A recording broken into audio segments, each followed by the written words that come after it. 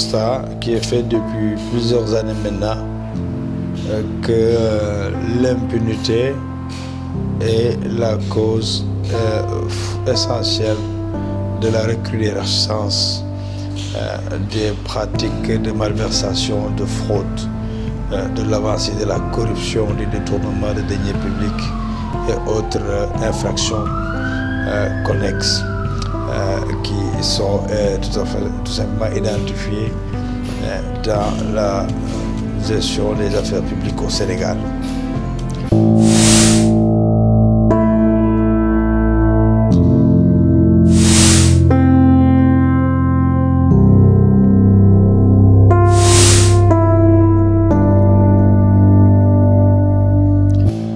Alors, donc cette impunité-là, il faut bien la situer. Et elle est à deux niveaux.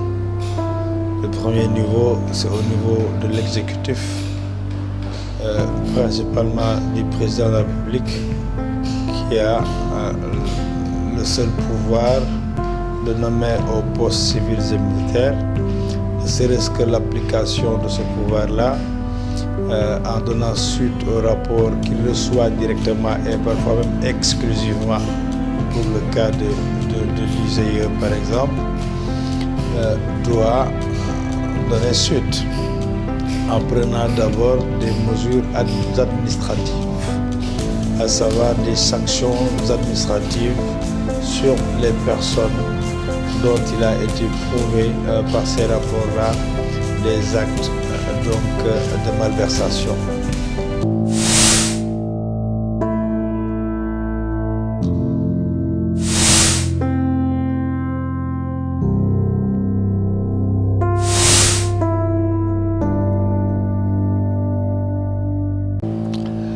Alors l'autre niveau de cette impunité, c'est au niveau de la justice, cet autre pilier de notre état de droit.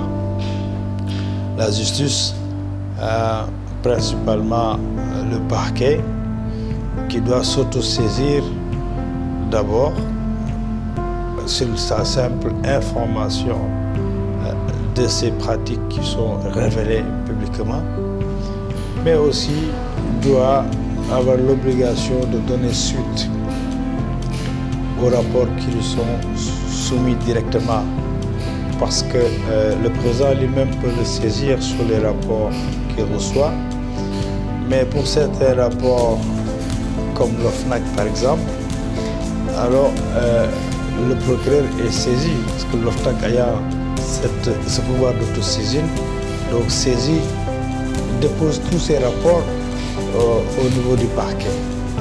Et il revient donc au procureur d'en donner suite. Donc c'est la deuxième responsabilité qui est celle du procureur. Alors maintenant, si de part et d'autre on se rend compte que ces responsabilités sont désertées, c'est cela qui justifie l'impunité et donc la non-suite donnée à ces scandales que chaque année la presse relaie et nous lisons aussi dans les rapports.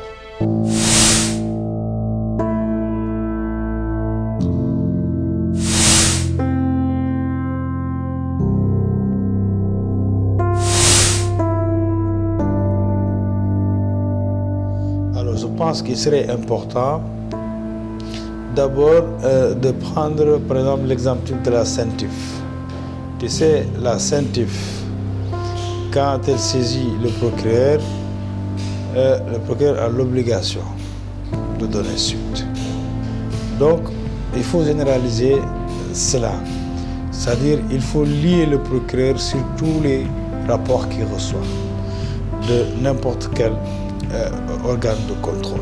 Ça devrait au moins lui donner suffisamment de matière et l'obligation donc d'aller jusqu'au bout de ces cas-là.